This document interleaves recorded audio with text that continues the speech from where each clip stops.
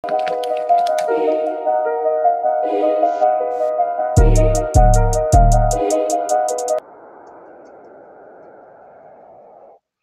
n'avions pas vu la semaine dernière.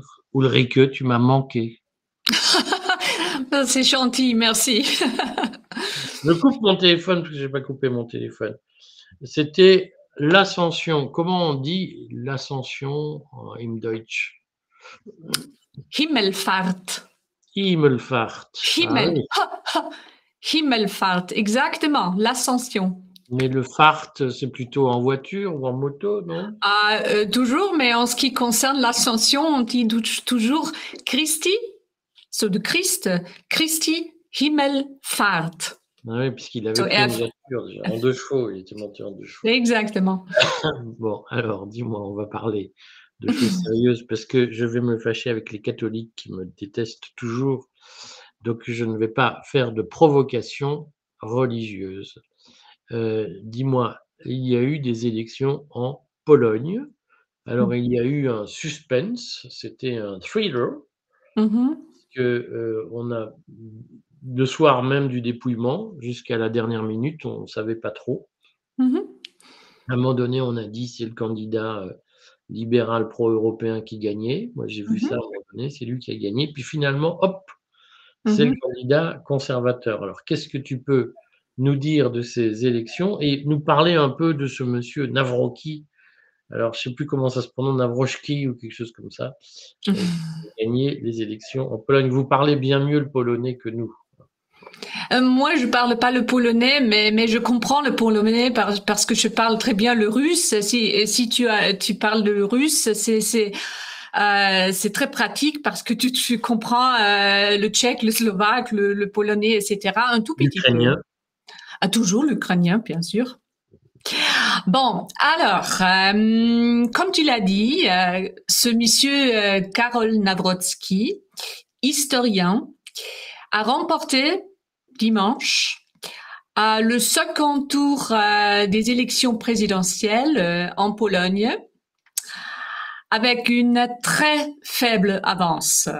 C'est-à-dire, il a remporté, selon les offices des élections, 50,99%, quelque chose comme ça. C'est-à-dire avec une très faible avance, il a remporté les élections. Il est maintenant désormais président du pays.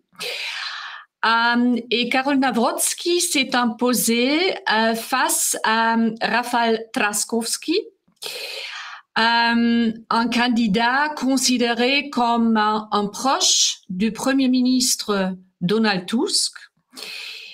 Si on veut le mettre très facilement, c'est-à-dire Karol Nawrocki est un candidat conservateur de droite, disons comme ça, et on dit que Rafał Trzaskowski est plutôt pro-européen, libéral, disons comme ça. Mais je suis toujours très prudente en ce qui concerne ces étiquettes parce que c'est bien différent, par exemple, en France, en Allemagne, en Pologne. Mais si on veut le mettre comme ça, on peut dire comme ça. Il faut constater que l'historien Nawrocki n'est affilié à aucun parti, mais M. Nawrocki bénéficie du soutien conservateur, du soutien du parti conservateur du PiS.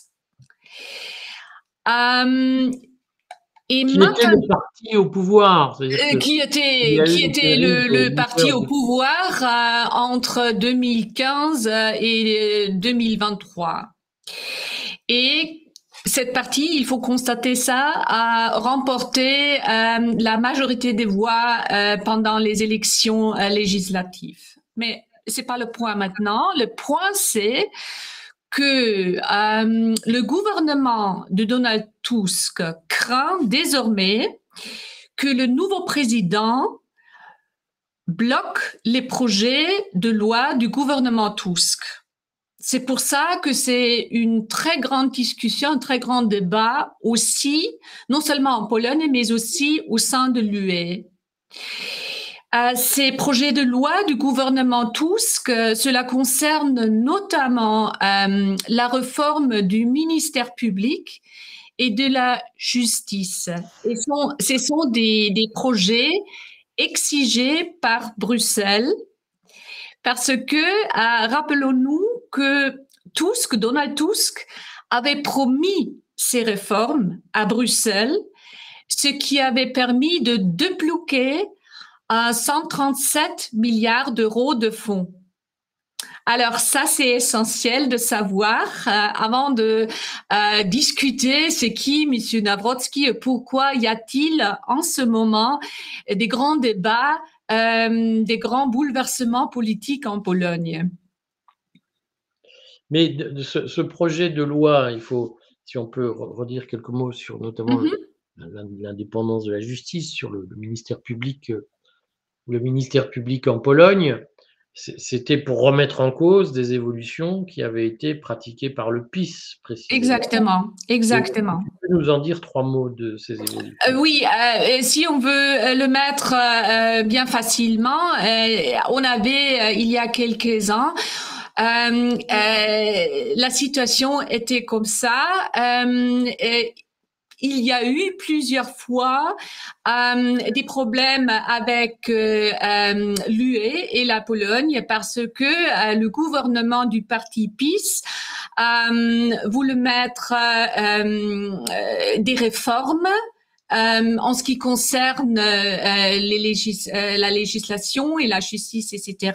Et la Commission a lancé une procédure concernant la situation de l'état de droit en Pologne. C'est tout à fait la même chose avec l'Hongrie. C'est-à-dire, il y avait toujours cette discussion entre Bruxelles et Varsovie pendant ce temps. Et c'est pour ça, quand Donald Tusk a formé son gouvernement, il a promis de renouveler la loi, c'est-à-dire de lancer ces réformes en ce qui concerne le ministère public et la justice, pour que Bruxelles puisse débloquer ces 137 milliards d'euros de fonds qui étaient bloqués avant parce qu'il y avait ces frictions de l'état de droit pendant le temps de gouvernement de parti PiS. Voilà, parce qu'il faut redire pour beaucoup de Français qui ne savent pas de quoi il s'agit, que ce que l'Union européenne, qui est détestée par nos lecteurs, par beaucoup de nos lecteurs, l'Union européenne était intervenue en Pologne pour condamner la remise en cause de l'indépendance du parquet par le président et le gouvernement conservateur polonais dans les années 2010. Ce monsieur Nawrocki, moi j'ai retenu, et tu vas nous dire ce qu'il en est, j'ai retenu qu'il était pro-Trump et anti-russe. Est-ce que ça résume bien la description du personnage? Il faut admettre que c'est un peu difficile en ce moment de dire c'est qui ce monsieur Karol Nawrocki, parce que cet historien était jusqu'à présent peu connu. On sait que Karol Nawrocki est directeur de l'Institut de la mémoire nationale. C'est une organisation polonaise chargée d'enquêter sur les crimes nazis et communistes commis entre 1917 et 1990 et d'en poursuivre les auteurs. C'est important de savoir ça parce que ça explique pourquoi ce monsieur Karol Nawrocki était jusqu'à présent peu connu. c'est vrai qu'il est d'une certaine manière pro-Trump. On sait qu'il a posté des selfies avec Donald Trump. Il a aussi visité les États-Unis, je pense, il y a 2-3 semaines, quelque chose comme ça. Il a fait partie d'une événement là-bas, etc., etc. Mais il y a un point très intéressant, c'est-à-dire Navrotsky est considéré comme critique envers la Russie, mais il est également très critique envers l'Ukraine. C'est-à-dire, il faut faire attention là-bas. Pourquoi critique envers l'Ukraine? Il faut savoir que après l'Allemagne, la Pologne a accueilli le plus grand nombre des réfugiés ukrainiens, c'est-à-dire environ 1 million. Et bien sûr, pendant la campagne électorale, c'était un grand sujet, les réfugiés ukrainiennes en Pologne, etc., etc. Qu'est-ce qu'on sait de plus? En plus, on sait que Navrotsky refuse, il s'est prononcé contre l'adhésion de l'Ukraine à l'OTAN et également contre l'adhésion de l'Ukraine à l'UE. Et en tant que commandant en chef des forces armées polonaises, Navrotsky veut créer une armée, il a dit ça, de 300 000 volontaires et 1 million de réservistes. Alors, c'était un grand truc pendant les campagnes électorales. Navrotsky y voit une réponse appropriée, comme il dit, à l'évolution de l'architecture sécuritaire européenne et aux ambitions impérialistes de Vladimir Poutine. Alors, comme tu vois, ce sont des facettes bien différentes et il faut qu'on s'attende maintenant à ce qui va se passer en Pologne. On peut résumer très critique envers la Russie, très critique envers l'Ukraine, contre l'adhésion de l'Ukraine à l'OTAN, contre l'adhésion de l'Ukraine à l'UE. Et bien sûr, il veut créer une armée polonaise très forte. Alors, on va voir effectivement ce que ça va donner, mais c'est vrai qu'en France, les Français connaissent très mal la Pologne.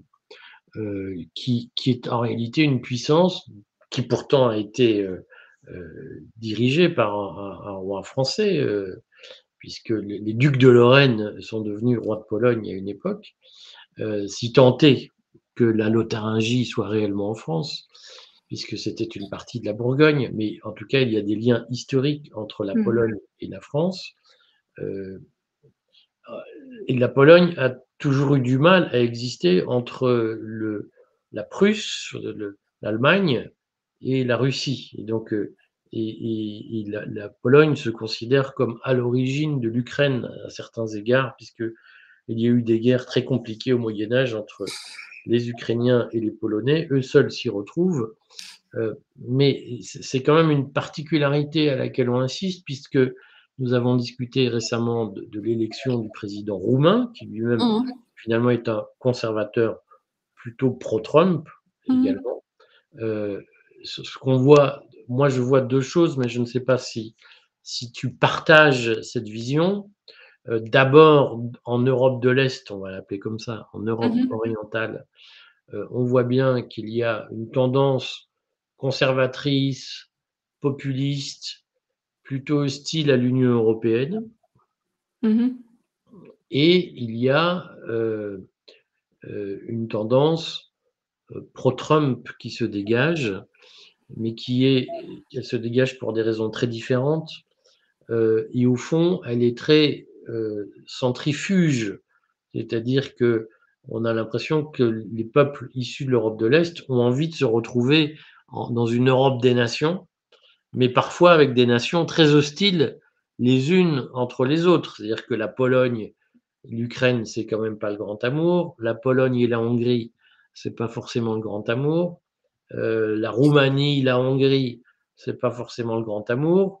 Il y a quand même beaucoup de tensions nationales parmi les conservateurs trumpistes de l'Europe de l'Est. Est-ce que tu es d'accord avec ça?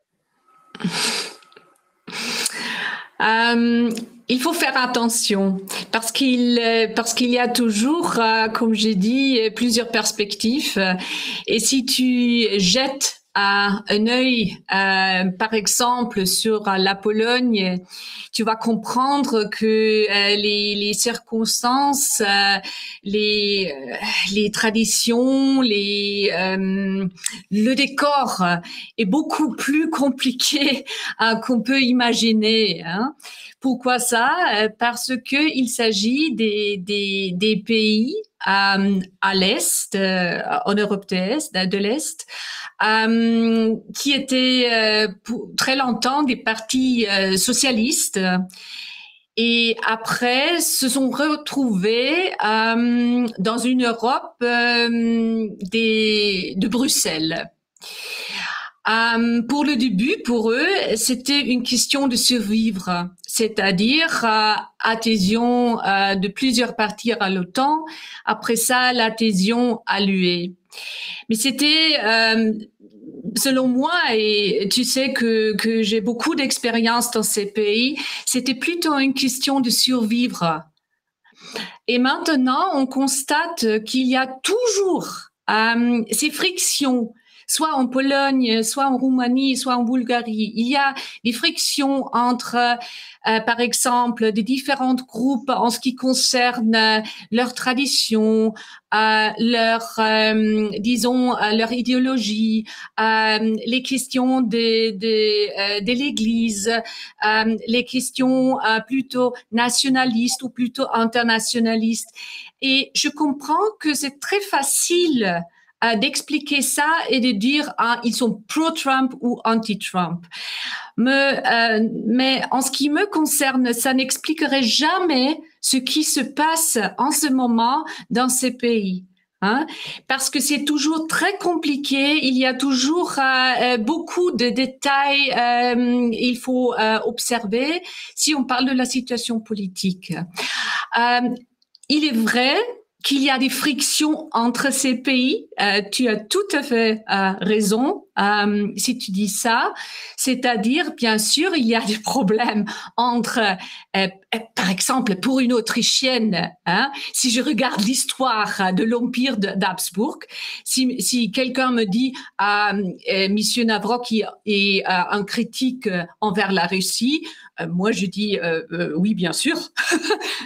Montre-moi un Polonais qui n'est pas critique envers la Russie. Montre-moi un Polonais qui n'est pas critique envers l'Allemagne. Alors, c'est un peu drôle maintenant, mais en tout cas, je sais qu'il y a ces fractures, il y a ces problèmes entre les pays. Et maintenant, on observe qu'il y a un monde qui est en bouleversement, un monde qui devient multipolaire et bien sûr, on sent ça non seulement au sein de l'UE par exemple, on sent ça dans les États membres aussi. Quand même, il y a une particularité dans ces pays. Je vais te poser une question. Je vais te poser une question provocatrice. Ce n'est pas mon genre, tu le sais. Non, non, tout à fait non. Est-ce que tu penses qu'un pays comme la Pologne, tu as connu la Hongrie avant la chute du mur, j'imagine, tu pouvais aller en Hongrie quand tu étais autrichienne, avant la chute du mur de Berlin? Ah oui, bien sûr. On a tout à fait y aller pour manger. Peut-être est-ce que tu es allé en Roumanie à l'époque? Oui, aussi.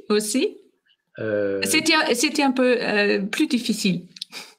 L'Hongrie, c'était toujours, tu sais, il y a en allemand cette expression. C'est en Hongrie, on pratiquait dans ce temps, on pratiquait le communisme de goulash. C'est vrai, c'est une expression en allemand, c'est-à-dire c'était pas trop difficile d'y aller et manger au restaurant, etc. Aussi de faire des vacances là-bas. En Roumanie, c'était plus difficile. Est-ce que, donc je sais pas si tu es retourné en Roumanie après la chute du mur, et récemment notamment, est-ce que tu penses que la Roumanie, la Hongrie, la Pologne, la République slovaque, la République tchèque auraient pu rattraper la différence de niveau de vie aussi vite s'ils n'étaient pas entrés dans l'Union européenne?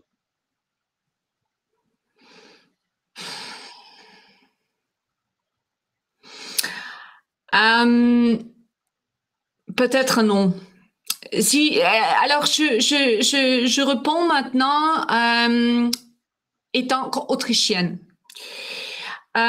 Si tu vis comme moi à Vienne, si tu travailles à Vienne, tu vois partout des gens qui sont bien intégrés, qui viennent de l'Hongrie, de la Slovaquie, de la Roumanie, de la Bulgarie, qui travaillent par exemple en Autriche ou en Allemagne. Si tu prends par exemple les services de soins, sauf les Hongrois, sauf les Roumains, ça ne fonctionnerait jamais, soit en Autriche, soit en Allemagne. On dépend aujourd'hui de ces champs. C'est-à-dire, bien sûr, il y avait quelque chose comme une déroulement. C'est-à-dire, il y a beaucoup de gens qui travaillent, par exemple, dans les pays membres et qui gagnent d'argent et qui achètent, par exemple, dans leur pays des petites maisons, etc., etc. Bon. Mais d'autre côté, il faut toujours souligner que si tu, et moi je vais très souvent dans ces pays, et si tu voyages un peu, tu vois qu'il y a toujours des régions qui sont très pauvres, avec des grands problèmes d'infrastructure, des grands problèmes sociaux, des grands problèmes en ce qui concerne l'économie. Il faut aussi constater, bien sûr, qu'après la chute de Berlin, beaucoup d'entreprises, disons, d'entreprises d'Allemagne, de la France, etc., ont acheté aussi des entreprises dans ces pays-là et ils ont gagné beaucoup d'argent. Il faut toujours facer ça si on veut comprendre ce qui se passe. C'est-à-dire, pour ces pays, c'était une question de survivre parce que avec la chute du socialisme, ils ont perdu presque toute leur vie, c'est-à-dire la sécurité sociale, leur travail, les perspectives, la carrière, etc., etc. Et ça, c'est une question qui est très importante et il faut toujours penser à ça. Si on discute la situation, par exemple, en Bulgarie ou en Roumanie. Si tu prends, par exemple, mon petit texte hier, au Courrier des Stratèges, j'ai publié un petit texte sur la Bulgarie, parce que ils ont maintenant en train d'entrer la zone euro. Et j'ai fait un petit texte en ce qui concerne la situation en Bulgarie. Si tu lis ces textes, c'est pas assez simple de dire alors avec l'euro tout va être merveilleux et c'est le grand truc. Pourquoi les gens en Bulgarie, pourquoi craignent-ils qu'il y aura peut-être une grande inflation? Pourquoi craignent-ils que la vie sera trop chère pour eux? Alors, la situation de ces pays, c'est toujours très compliqué parce que je pense que l'UE n'a pas remporté tous les bénéfices qu'on a promis. On va dire quelques mots, mais on s'étendra la semaine prochaine sur un pays très éloigné culturellement de la Pologne, qui sont les Pays-Bas, the Netherlands, qui ont quand même fait partie de l'empire des Habsbourg. D'ailleurs, dans leur tête, ils le sont restés. Je me demande même, c'est pas un Habsbourg qui a choisi la famille de Orange-Nassau pour occuper le trône royal à Amsterdam. Il me semble, moi, que c'est Guillaume de Nassau qui est fondateur de la dynastie des rois de Hollande, je crois, avait été choisi par un Habsbourg. Bien sûr, bon, il parle une langue. Est-ce que tu comprends le néerlandais? Ah oui, bien sûr. Oui, bien sûr. Alors, c'est pour lire, c'est pas trop compliqué. Pour comprendre, si c'est en parlant, c'est un peu plus compliqué. Ça dépend si tu le parles très rapidement ou pas. Mais je comprends. Ou oui. Avec de la choucroute dans la bouche, c'est encore plus compliqué. Vous êtes vraiment des barbares, vous, les Habsbourg. C'est pour rire, une blague. Mais non, mais moi, j'entends de temps en temps. Alors, comme tu le sais, je suis flamand, donc déjà, je trouve que le flamand de Belgique, bon. Mais alors, le hollandais de Groningen, de la Frise orientale, je trouve ça vraiment très dur, hein, très dur. Est-ce que tu peux nous dire quelques mots de ce qui s'est passé aux Pays-Bas? Oui. Et on fera une grande émission la semaine prochaine sur. Non, du tout, parce que en ce moment, il y a juste une nouveauté, c'est-à-dire, qu'est-ce qui s'est passé? Geert Wilders a annoncé mardi matin que son parti quittait la coalition gouvernementale. C'était le bombe, c'était la bombe. Le Premier ministre, sans étiquette, Dirk Schoof, a alors présenté sa démission au roi, ouvrant ainsi la voie à des nouvelles élections. Bien sûr, il faut constater que le gouvernement restera en fonction jusqu'aux élections qui sont prévues à l'automne. Pourquoi c'est intéressant? C'est intéressant parce que cette coalition n'avait qu'un an, c'est-à-dire la situation politique aux Pays-Bas est bien instable. Mais il me semble qu'il y a de plus en plus des pays en Europe avec une situation politique instable. En ce qui concerne les Pays-Bas, le parti de Wilders, qui est le Parti voor de Vrijheid, c'est-à-dire le parti pour la liberté, est considéré comme un parti libéral de droite, d'extrême droite, ça dépend de perspective.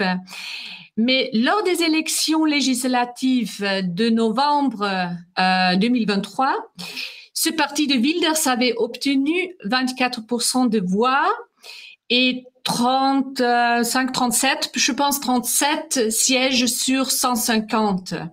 Alors Wilders a remporté la majorité des voix.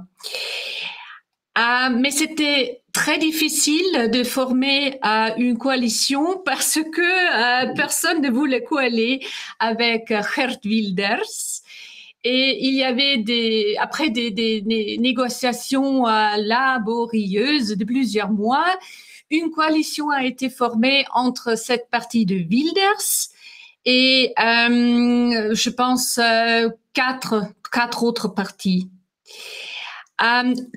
La condition pour cette coalition était que Geert Wilders ne fasse pas partie du cabinet et ne devienne pas Premier ministre. Quand même, il a maintenant explosé la bombe et il a quitté avec son parti la coalition. L'objectif, c'est toujours intéressant, très intéressant. L'objectif de la coalition était de rendre les critères d'asile néerlandais le plus stricts en Europe. Mais apparemment, pas assez strict pour Geert Wilders. Oui, parce que c'est à cause de ça qu'il a dit. Mais c'était la cause pourquoi il quitte maintenant cette coalition.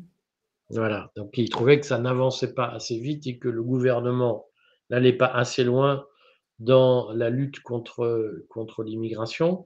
On en reparlera parce que c'est un sujet, par ailleurs très compliqué, aux Pays-Bas, puisque les Pays-Bas sont un pays, structurellement, historiquement, beaucoup plus cosmopolite que les autres pays d'Europe. On se souvient notamment que les Juifs d'Espagne s'étaient beaucoup réfugiés en Hollande et que la Hollande a toujours servi. Moi, ce qui me frappe, mais tu connais sans doute mieux les Pays-Bas que moi, mais ce qui me frappe, puisque j'ai quand même grandi à 20 kilomètres de la Hollande, ce qui me frappe, c'est par exemple, il n'y a pas de gastronomie hollandaise. Quand Macron est allé voir Mark Rutte, parce qu'ils s'entendaient très bien tous les deux, Macron était allé voir Mark Rutte à La Haye, à Den Haag, et ils avaient mangé dans un restaurant indonésien, parce que en Hollande, si on veut bien manger, on mange français un peu, indonésien, chinois, mais hollandais, ça n'existe pas. Ça n'existe pas. Mais excuse, c'est la faute de votre président. S'il visite, par exemple, l'Allemagne, il mange de pain avec la poisson froide. Alors, c'est sa faute. C'est sa faute. Il faut qu'il vienne en Autriche. Chez nous, il y a une très bonne cuisine et une très bonne pâtisserie. Alors. Pâtisserie autrichienne assez courue à Paris, comme tu le sais, puisqu'il y a beaucoup de marchands de strudel. Strudel, oui. À Paris. Bon, oui. Oui, vas-y, dis. Vas-y. Ne jamais dire à un Croate que le meilleur strudel, ce peut être mangé à Vienne, parce que ce sont les Croates qui font les strudels le plus mieux. Bon, écoute, alors, strudel, si tu veux manger un très bon strudel, en Croatie, s'il te plaît. Oui, mais dans le nord, alors, pas dans le sud. Bon. On se retrouve la semaine prochaine. On se retrouve avec plaisir. Merci.